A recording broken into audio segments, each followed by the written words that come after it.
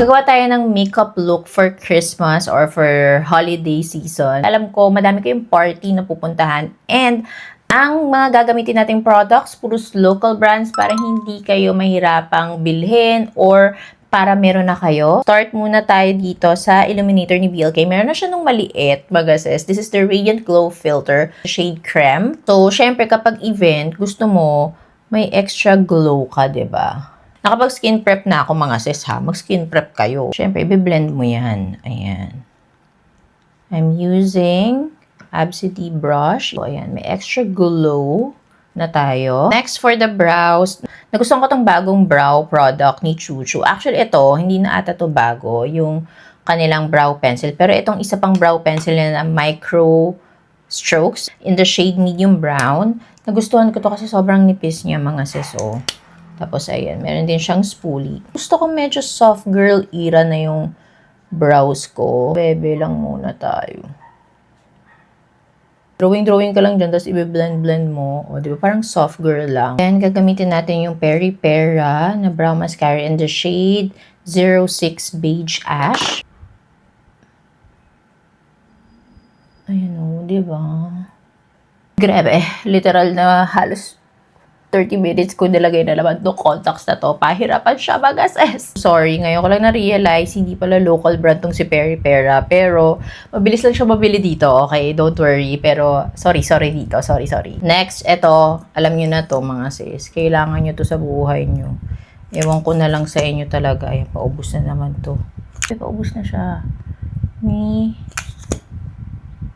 Easy. Oh my God. Wala na naman. Ano ba yan? Okay, meron pa tayong isa pa. Thank you, Lord. Oh my God, kailangan ko na mag-restock. Super nice na to, promise. Blend. Actually, hindi ko pa alam kung anong look ko. Kasi, doon sa unang holiday look na ginawa ko for TikTok, parang medyo pink and fresh-freshan yun. Then, yung sumunod is medyo soft glam na nasa brown, orangey side. So, ngayon, ano kaya? Parang gusto ko green. Next, for the foundation, I will use si BLK.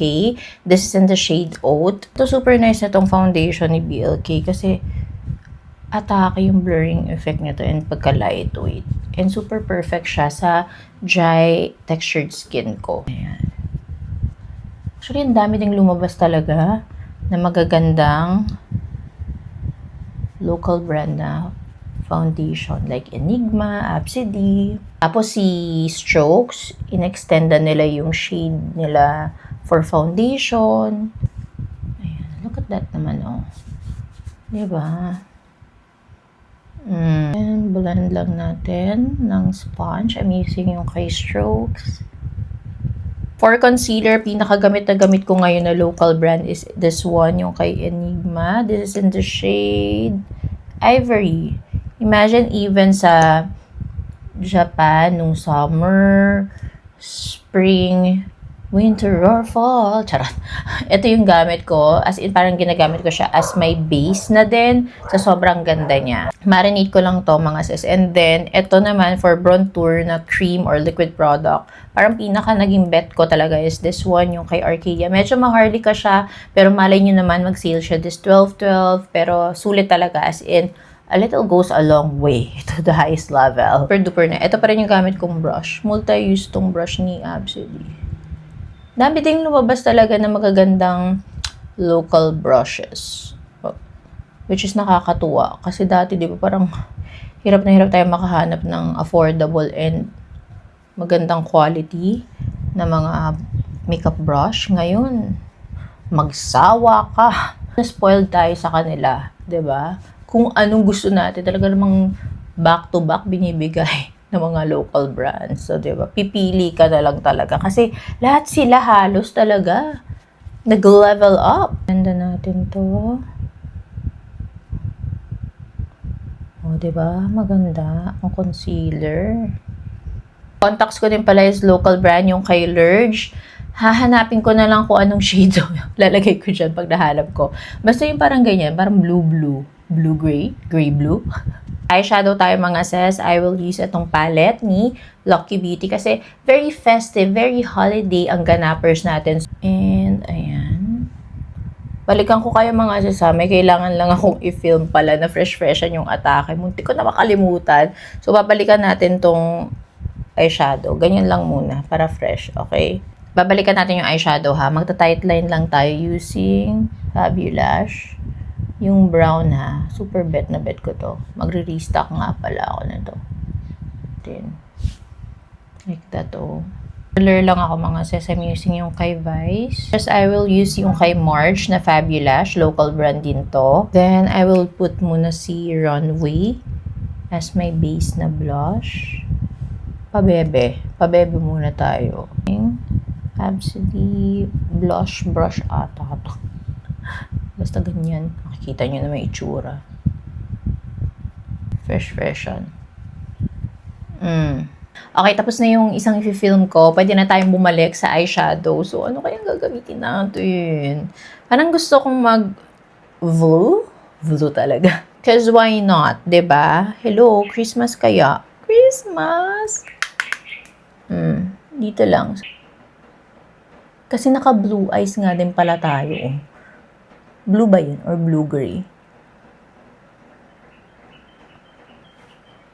Ay, sino ka dyan? Susundo tayo kay Natalia na ganito. Kuha lang tayo ng medyo dark brown dito. Halo natin. Ganyan. Peachy dito.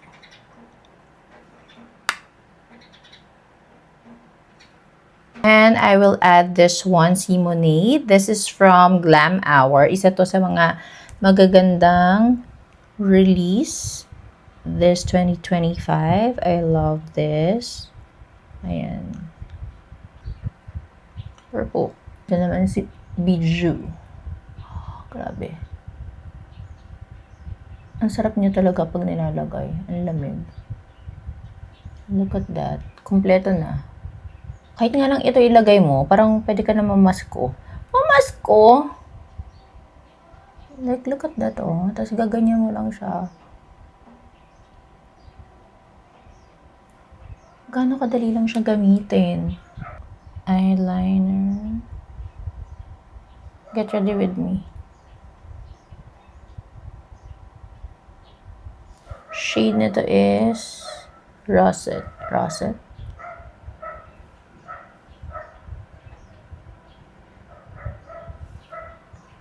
Perfect. I'm using the loose powder ni Get Ready With Me. Cherry Blossom. Super love this. Now for the lips, I will use this one, Sweet Kiss ni Vice Co. Ganyan lang. And a little bit of Arcadia. This is in the shade Aphrodite. A little lang. Then BLK, this one is in the shade Silk Slip. Ganda. Highlighter, I will use yung Halo Veil ni Get Ready With Me. Oha, oha. Tevion setting spray.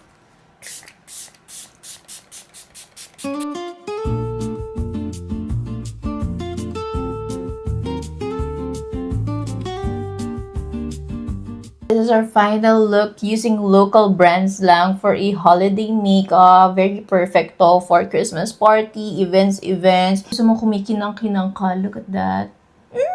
So, yun lang mga sis. Thank you so much for watching. Don't forget to like, share, and subscribe on my channel mga sis. Bye!